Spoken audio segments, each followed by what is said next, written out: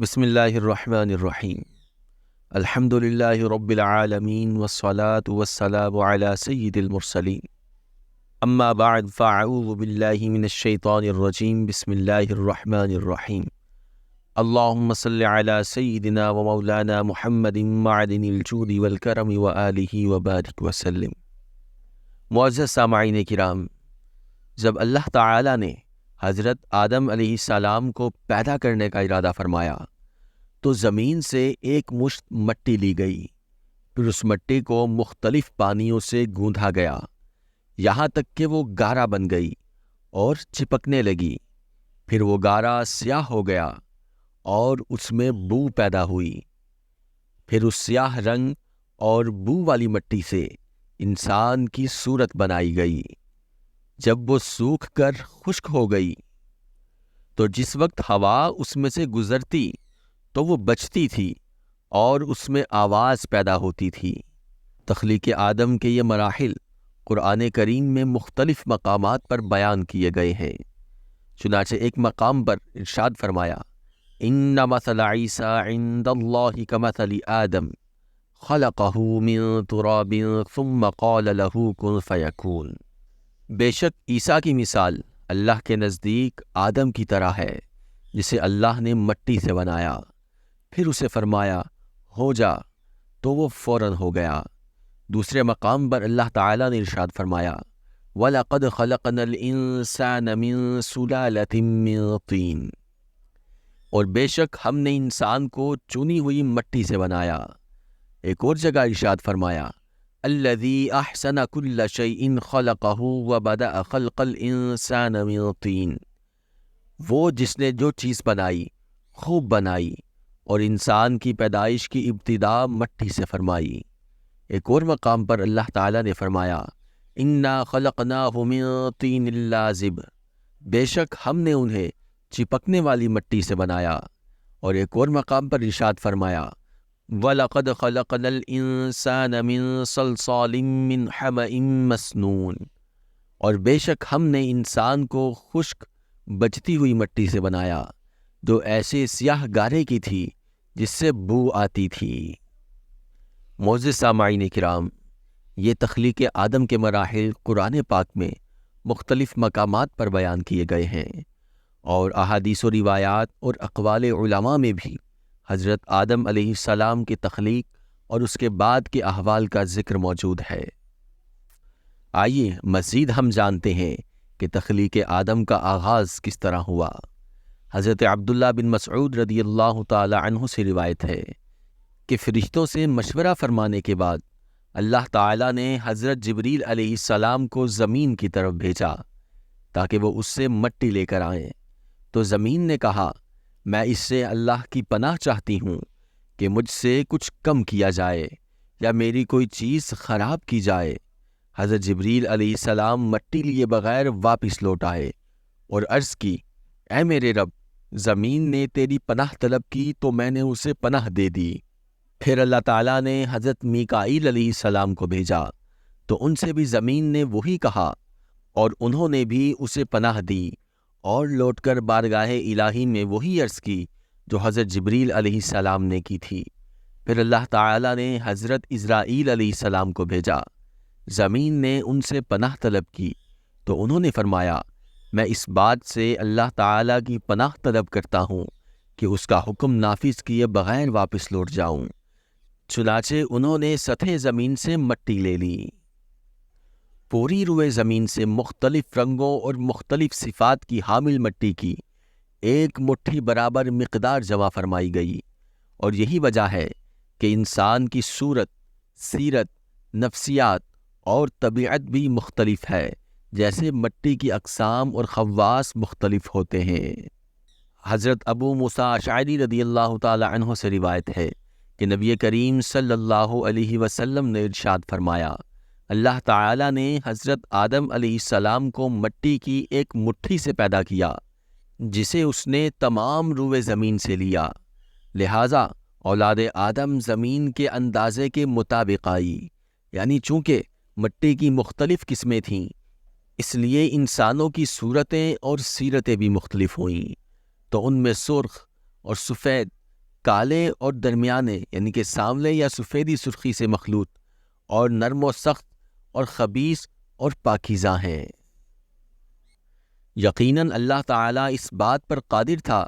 کہ وہ حضرت آدم علیہ السلام کی مرحلہ وار تخلیق کرنے کی بجائے ایک ہی وقت میں یک بارگی آپ علیہ السلام کی تخلیق کر دیتا، لیکن اس نے اپنی حکمت کاملہ کے تحت ایسا نہیں فرمایا، بلکہ عالم کبیر یعنی کائنات کی پیدائش کی طرح عالم صغیر یعنی انسان کو بھی مرحلہ وار پیدا فرمایا۔ اس میں ہمارے لیے یہ تعلیم ہے کہ ہم بھی اپنے کام اطمینان سے اور مرحلہ وار کیا کریں۔ معزز سامعین کرام، آئیے اب جانتے ہیں کہ اللہ تعالیٰ نے حضرت آدم علیہ السلام کی صورت کس مقام پر بنائی۔ حضرت آدم علیہ السلام کی مٹی کو مکہ اور طائف کے درمیان مقام نعمان میں رکھا گیا، اور مختلف مراحل سے گزرنے کے بعد جب اس مٹی میں انسانی صورت قبول کرنے کی صلاحیت پیدا ہو گئی تو اسے جنت میں لے جایا گیا، جہاں حضرت آدم علیہ السلام کی صورت بنائی گئی۔ اور بعض روایات میں یہ بھی ہے کہ حضرت آدم علیہ السلام کی مبارک صورت زمین پر بنائی گئی، پھر اسے جنت میں لے جایا گیا جہاں ان میں روح ڈالی گئی۔ معزز سامعین کرام، آئیے اب جانتے ہیں کہ حضرت آدم علیہ السلام کی صورت اور قد مبارک کتنا تھا۔ اللہ تبارک و تعالی نے حضرت آدم علیہ السلام کی تخلیق خاص اپنے دست قدرت سے فرمائی، جیسا کہ ابلیس کے سجدہ نہ کرنے پر اللہ تعالی نے اس سے فرمایا، یا ابلیس ما منعک ان تسجد لما خلقت بیدی، اے ابلیس تجھے کس چیز نے روکا کہ تو اسے سجدہ کرے جسے میں نے اپنے ہاتھوں سے بنایا؟ اور اللہ تعالی نے ہی آپ علیہ السلام کی تخلیق کو پایہ تکمیل تک پہنچا کر اس جسم مبارک میں اپنی ایک خاص اور معزز روح پھونکی، جیسا کہ فرشتوں کو دیے جانے والے اس حکم سے ظاہر ہوتا ہے۔ اللہ تعالیٰ نے قرآن پاک میں فرمایا، فَإِذَا سَوَّيْتُهُ وَنَفَخْتُ فِيهِ مِن رُّوحِي فَقَعُوا لَهُ سَاجِدِينَ، پھر جب میں اسے ٹھیک بنا لوں اور اس میں اپنی خاص روح پھونکوں تو تم اس کے لیے سجدے میں پڑ جانا۔ آپ علیہ السلام کی صورت اور قد مبارک کے بارے میں حضرت ابو ہریرہ رضی اللہ تعالی عنہ سے روایت ہے کہ رسول کریم صلی اللہ علیہ وسلم نے فرمایا، اللہ تعالیٰ نے حضرت آدم علیہ السلام کو اپنی صورت پر پیدا فرمایا اور ان کے قد کی لمبائی 60 گز تھی۔ معزز سامعین کرام، جو بھی جنت میں جائے گا وہ حضرت آدم علیہ السلام کی صورت پر ہوگا اور اس کا قد 60 گز ہوگا۔ پھر حضرت آدم علیہ السلام کے بعد اب تک مخلوق قد و قامت میں کم ہوتی رہی ہے۔ حضرت انس رضی اللہ تعالی عنہ سے روایت ہے کہ رسول اللہ صلی اللہ علیہ وسلم نے ارشاد فرمایا، جب اللہ تعالیٰ نے حضرت آدم علیہ السلام کی جنت میں صورت بنائی تو جب تک اسی حالت میں رکھنا چاہا تو اسے چھوڑے رکھا۔ ابلیس ان کے آس پاس گردش کرنے لگا، وہ دیکھتا تھا کہ یہ کیا چیز ہے، تو جب ابلیس نے حضرت آدم کو خالی پیٹ دیکھا تو سمجھ گیا کہ یہ ایسی مخلوق پیدا کی گئی ہے جو اپنے اوپر قابو نہ رکھ سکے گی۔ اپنے اوپر قابو نہ رکھنے سے ابلیس کی مراد یہ تھی کہ یہ مخلوق شہوت اور غصے کے وقت اپنے نفس پر قابو نہیں رکھ سکے گی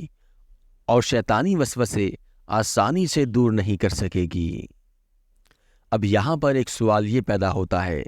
کہ ابلیس نے ان سب باتوں کا اندازہ کیسے لگایا؟ تو اس کا جواب یہ ہے کہ ابلیس چونکہ بہت بڑا عالم تھا، اس لیے وہ تخلیق کی حکمتوں اور سبب و مسبب میں ارتباط کا علم رکھتا تھا۔ چنانچہ جب اس نے حضرت آدم علیہ السلام کے قالب میں پیٹ کی خالی جگہ دیکھی جسے بھرا جا سکتا ہے، یوں ہی جب یہ دیکھا کہ انسان کی رگوں میں خون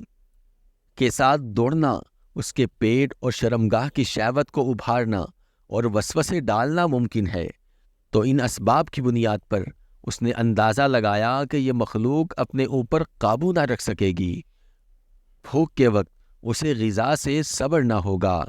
غصے اور شہوت کے وقت نفس کو دبانے پر قدرت نہ ہوگی، اور خود سے وسوسے دور کرنا بھی ان کے لیے بے حد دشوار ہوگا۔ معزز سامعین کرام، آئیے اب یہ جانتے ہیں کہ حضرت آدم علیہ السلام کے جسم میں روح کس دن پھونکی گئی۔ چنانچہ مسلم شریف کی ایک روایت میں ہے کہ اللہ تعالیٰ نے حضرت آدم علیہ السلام کو مخلوق کے آخر میں جمعہ کے دن عصر کے بعد دن کی آخری ساعت میں عصر سے لے کر رات تک کے درمیان پیدا فرمایا۔ حضرت ابو ہریرہ رضی اللہ تعالی عنہ سے روایت ہے کہ رسول اللہ صلی اللہ علیہ وسلم نے ارشاد فرمایا، بہترین دن جس میں سورج نکلے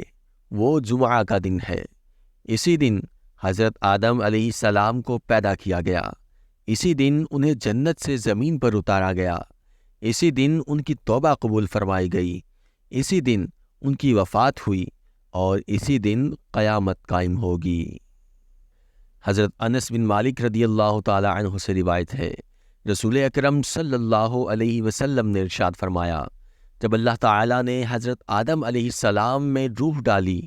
اور روح ان کے سر تک پہنچی تو انہیں چھینک آ گئی۔ آپ علیہ السلام نے کہا، الحمدللہ رب العالمین، یعنی سب تعریفیں اللہ کے لیے ہیں جو تمام جہان والوں کا پالنے والا ہے۔ تو اللہ تبارک و تعالیٰ نے ان سے فرمایا، یرحمک اللہ، یعنی اللہ تعالیٰ آپ پر رحم فرمائے گا۔